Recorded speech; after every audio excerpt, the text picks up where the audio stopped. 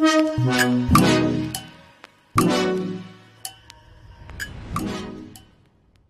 can count on me like 1, 2, 3, I'll be there. I'm very sorry about that.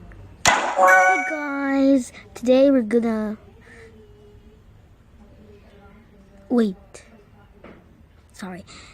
Hey guys, today I'm going to react to the Storybooth videos, and I know it's pretty old, but for all new to this channel, please subscribe. My name is Atara, and yeah, like this video and comment down below what did you think.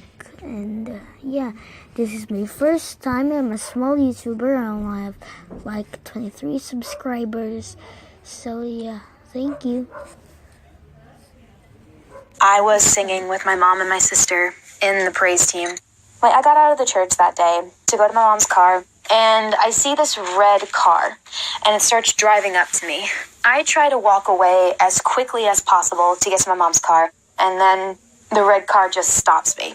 At this point, I'm now confused. Like, who is this person, and what do they want? This person was also a large set male. From what I was looking at, he looked like he could have been 40. I was standing there, and he was trying to ask me my name, like a creeper. I go from behind the car, and I try to walk to my car. But he caught me off guard again and followed me to my mom's car. At that point, I was just like, all right, what do you want? What do you want so you can leave me alone? He's like, I wanted to talk to you because you look nice, and you are really beautiful, and you look really kind, and you got huge tits. In my head, I'm thinking, what did this guy just say? Because that's just stupid, okay? I've been catcalled before in my neighborhood, but I just ignore it. Oh no! Sorry guys. Bye. I should messed up. I'm very sorry. I'm so sorry. Oh my gosh. No.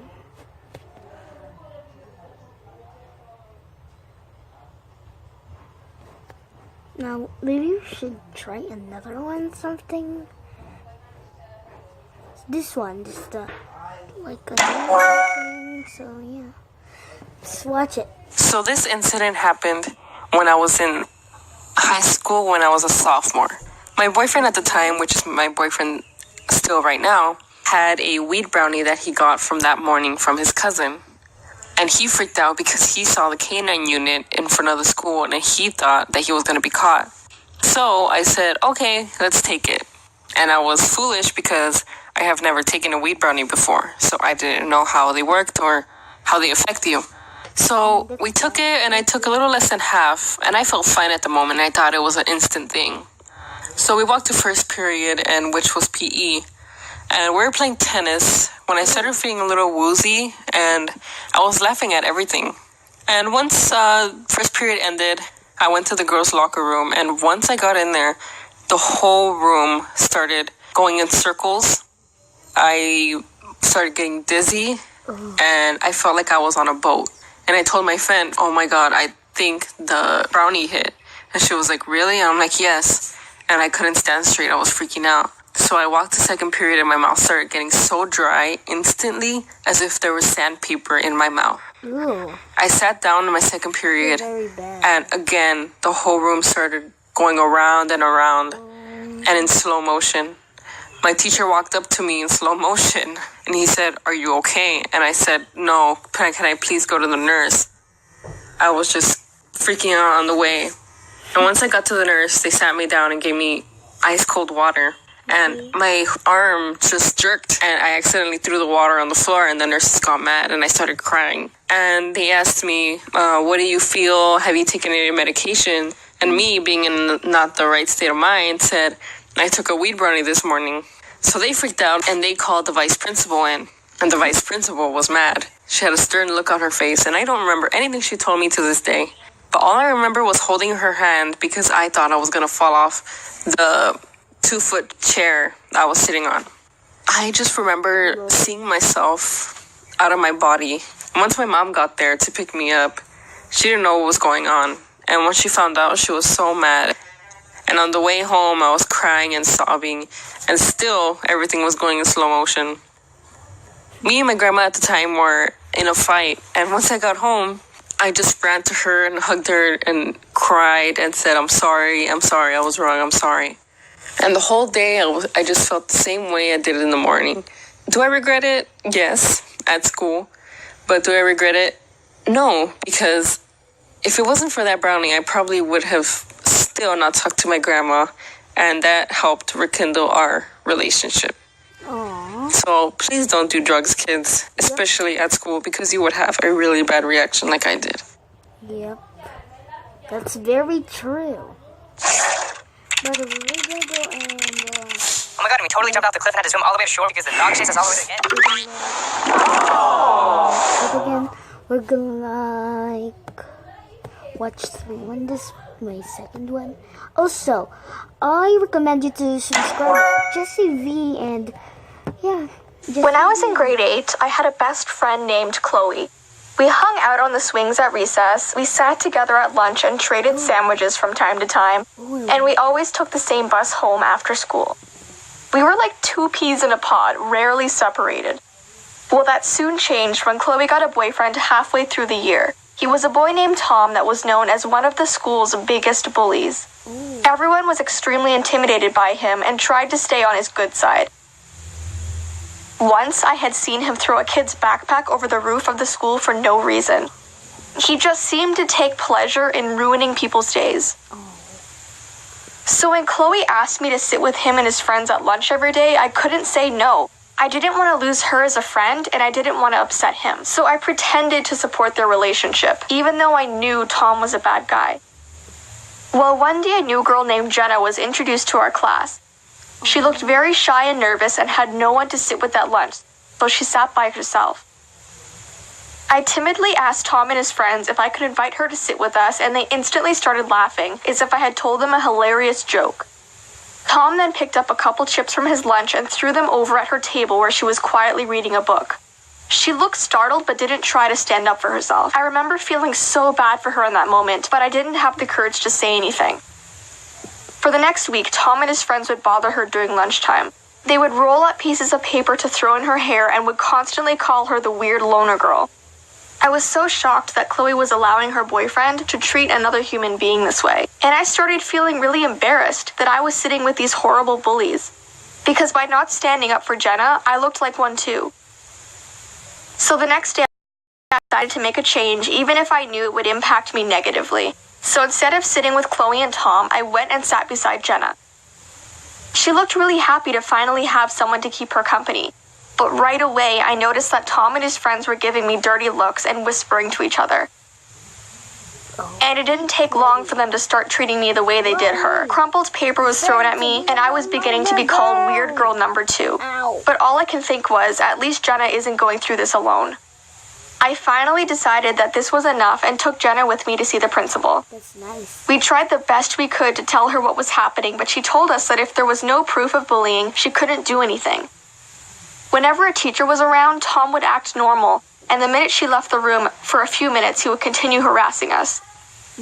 It was a very difficult time, but every time Jenna would tell me how thankful she was for my friendship, it was so worth it. Guys, I'm back. So one day I heard that there was a hate page online about Jenna that was started by Tom and his friends. It had an unbelievable amount of likes and follows on it. They would take pictures of her and post them with terrible captions. They would quote things that she said and gossip about some of the things she did during the day. And as unfortunate and sick as it was finally the proof we needed to give to the principal. Finally. The police actually ended up getting involved, and Jenna was never picked on again after that. I'm very proud of myself for stepping out of my comfort zone to stand up for her, because if I didn't, I'm not sure if she would have had the confidence to do it herself. Some people need that extra push from someone else that is willing to support them. So if you ever see someone being bullied, don't just be a bystander. Do something about it. Your actions could greatly change someone's life for the better. Oh, hold on. Okay, so guys, this is my third Storybooth video that I will react to, and after this It's time to end the video. I don't like that. No. This one. This sad one. My brother wasn't the nicest person, but we loved each other. Aww. And over time, he developed severe depression. One day, I was on a class trip, and I was having fun. So we had just finished up for the day, and we were at dinner. And the teacher got a phone call, and her eyes just got a look of terror. And she just pulled me aside and told me that your brother has been found in the bathroom with his wrist slit. My eyes just filled with tears.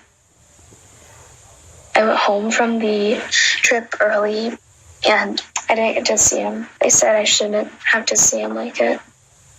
I went to his funeral, and everyone there was crying.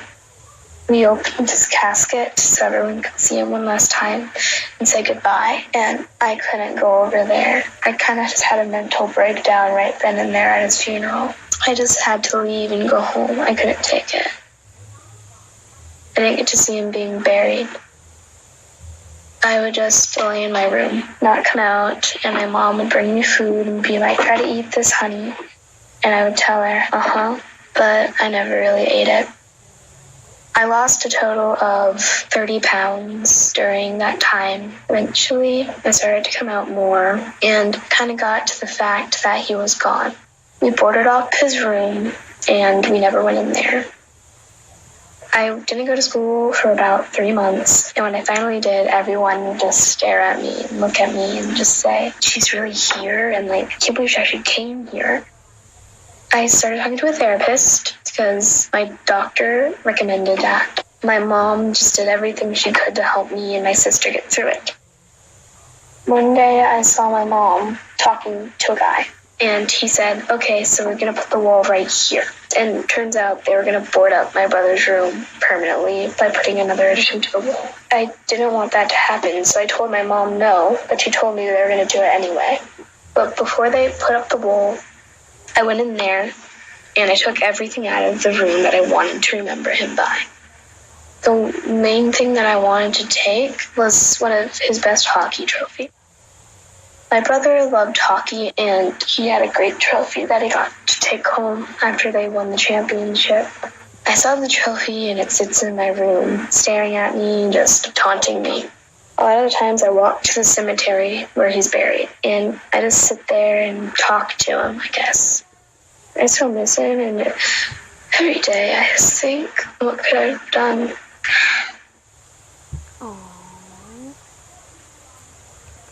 It's very sad.